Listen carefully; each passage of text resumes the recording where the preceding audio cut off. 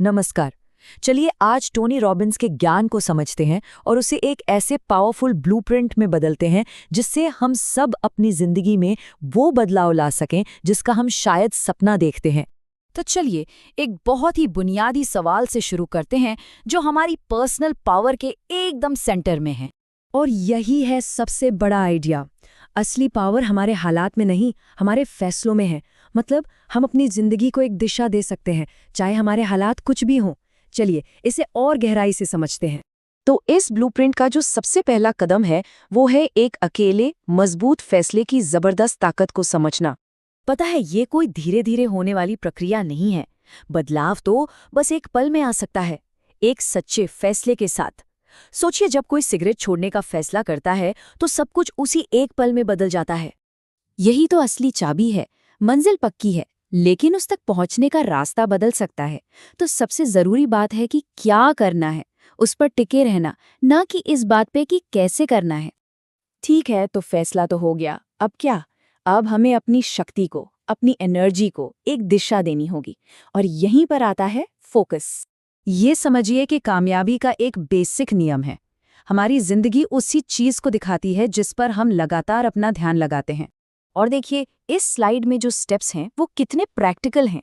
जो कामयाब लोग होते हैं वो अपनी ऊर्जा प्रॉब्लम पर नहीं बल्कि उसका सल्यूशन खोजने में लगाते हैं। अक्सर होता क्या है कि ज्यादातर लोग कई चीजों में थोड़ा थोड़ा हाथ डालते रहते हैं, पर कभी अपनी पूरी ताकत किसी एक चीज पर नहीं लगाते।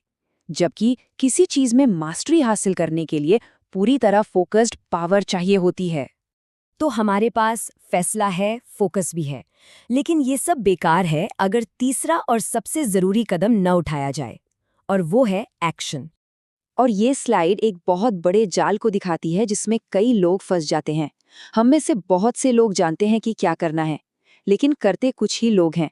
असली पावर जानने में नहीं, करने में है। इनमें से कुछ सुना सुना सा लग रहा है। यही तो वो मानसिक रुकावटें हैं जो हमें आगे बढ़ने से रोकती हैं और एक ही जगह पर अटकाए रखती हैं। तो डर और टालमटोल का इलाज ज्यादा प्लानिंग करना नहीं है, बल्कि बड़ा और जबरदस्त एक्शन लेना है, भले ही वो परफेक्ट ना हो। इस एक सोच को बदलना गेम चेंजर हो सकता है।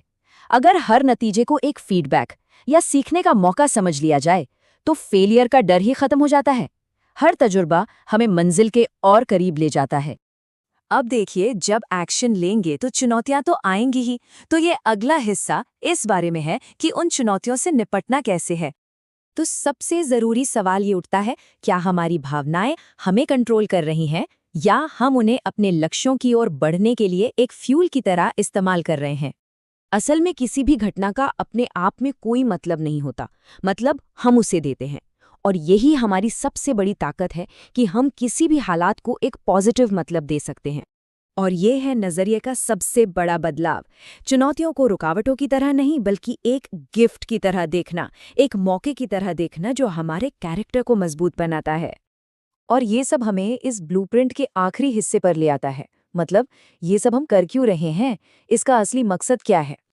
ये सिर्फ लक्ष्य हासिल करने के बारे में नहीं है, बल्कि ये इस बारे में है कि हम इस सफर में क्या बनते हैं और दूसरों की जिंदगी में क्या योगदान देते हैं।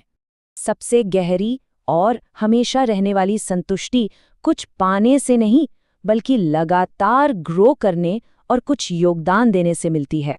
और यही टोनी रॉबिन्स की सबसे बड़ी चुनौती है कि हम अपने लिए और अपनी जिंदगी के लिए अपने स्टैंडर्ड्स को ऊपर उठाएं।